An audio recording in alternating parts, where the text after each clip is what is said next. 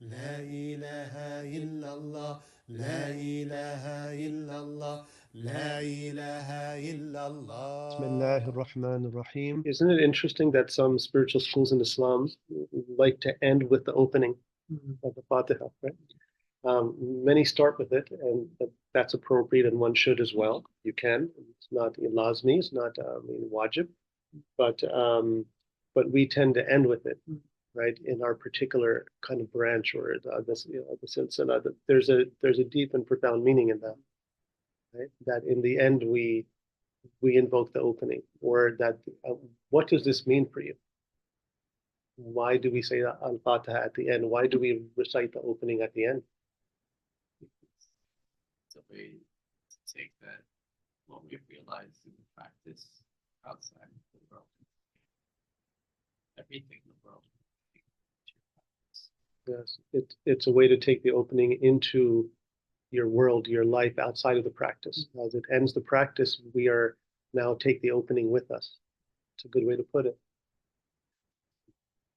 It's a recognition also that God has provided an opening in and as the practice, through the practice. It's yes. Or not in paradox, but in reality, there's no closure at the end because there's always opening. The goal is to have such an opening that there's no room for closing.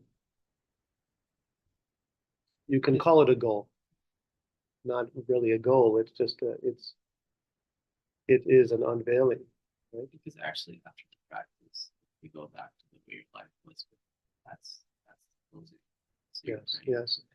So 99% of the time, 0.9999, right? We do go back to our usual self, right? So we closed that which was open for us by the practice, right? So interesting that we do this, but yet it is Allah, it is God who unveils or opens that which is or was apparently closed. So all the practice is simply being available enough, polishing the heart enough to arrive at the realization that we are always open, as an open heart. Right? And the heart is always open. It's been open since, you could say, our existence. Meaning our existence, not your birth here, but your existence. In a pre-eternal sense of presence, in a timeless presence. And it being timeless, it never really began somewhere. It's pre-eternal. It's beyond time, even space. So that means you've always been open.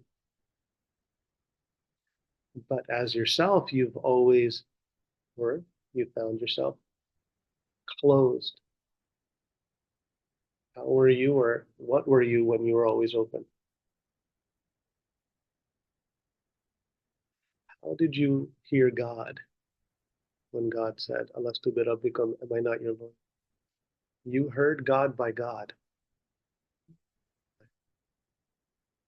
Right? I mean, how is it possible? Right? If you really think about it, right?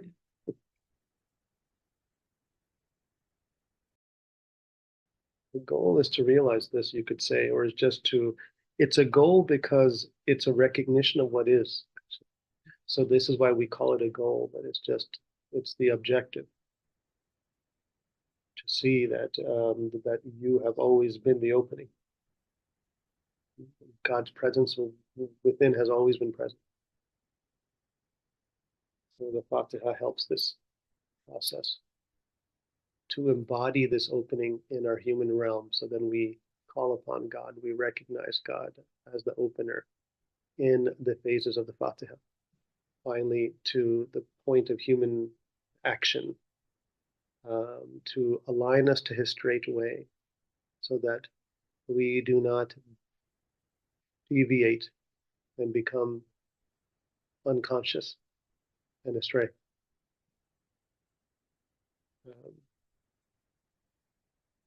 So that we may perpetually embody the opening in our human life. Assalamu alaikum wa rahmatullah.